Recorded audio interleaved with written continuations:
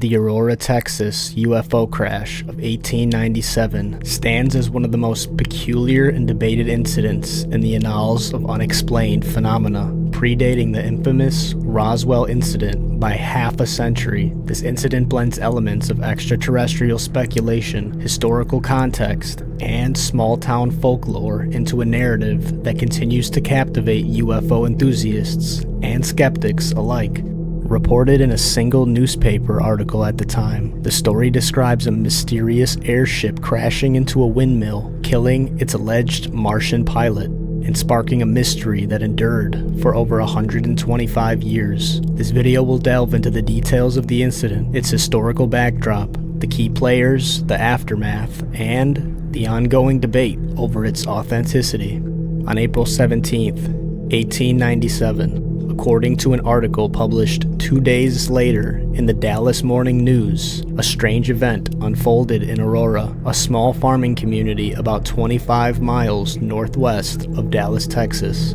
The article, penned by local correspondent S.E. Haydon, claimed that around 6 a.m., an airship, a term then commonly used to describe unidentified flying objects, collided with a windmill on the property of Judge J.S. Proctor. The craft reportedly exploded upon impact, scattering debris across the site and killing its sole occupant, described as a Martian pilot. Haydon's account painted a vivid picture. The pilot of the ship is supposed to have been the only one on board, and while his remains are badly disfigured, enough of the original has been picked up to show that he was not an inhabitant of this world.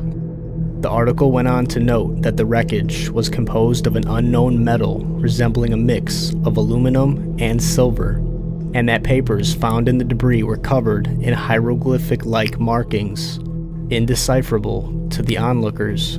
The townsfolk, according to Haydon, gave the pilot a Christian burial in the Aurora Cemetery the following day, and the debris was allegedly dumped into a well on Proctor's property.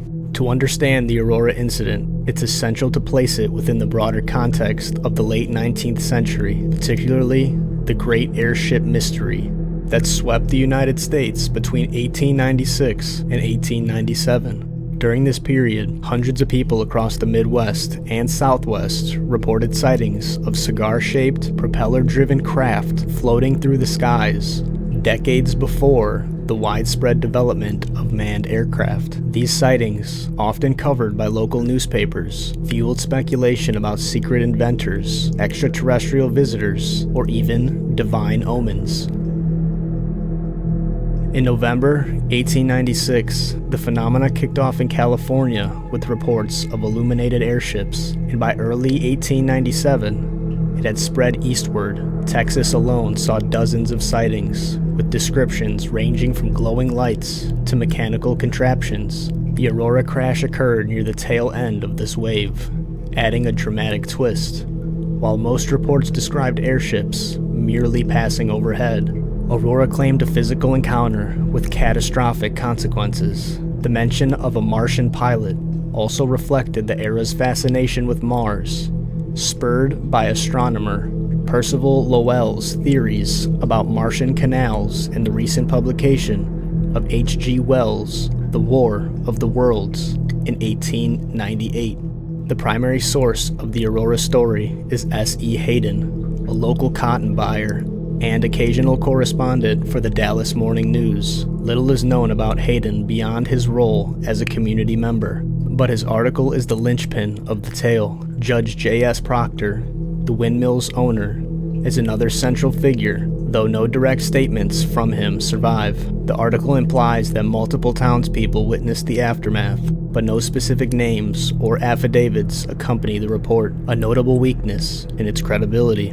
Later investigations, particularly in the 20th century, sought out surviving residents or their descendants. In the 1970s, UFO researchers, like those from the Mutual UFO Network, also known as MUFON, interviewed elderly Aurorians who recalled hearing the story from their parents. One such figure, Mary Evans, claimed in a 1973 interview that her family avoided the site due to its strangeness. Though she hadn't seen the crash herself, these second-hand accounts add intrigue, but lack the immediacy of primary testimony.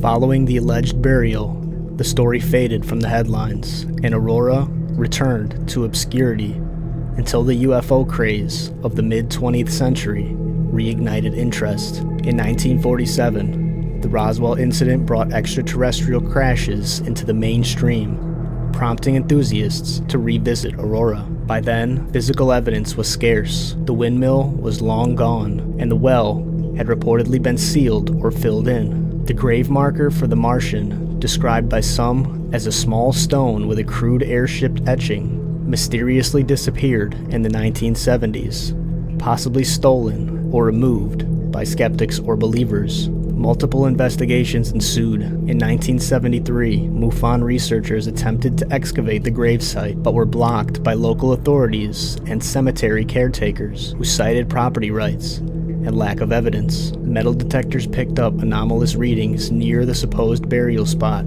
but no dig occurred. Similarly, efforts to locate the well yielded vague results, with some claiming it was under a modern property and accessible to researchers. A 2008 episode of the TV show UFO Hunters revisited the case, finding small metal fragments near the site, though their origin remained inconclusive. The Aurora incident has spawned numerous theories, each reflecting different lenses on the evidence or lack thereof. Believers argue that the story's specificity, hieroglyphics, unknown metals, and non-human pilot points to an alien craft.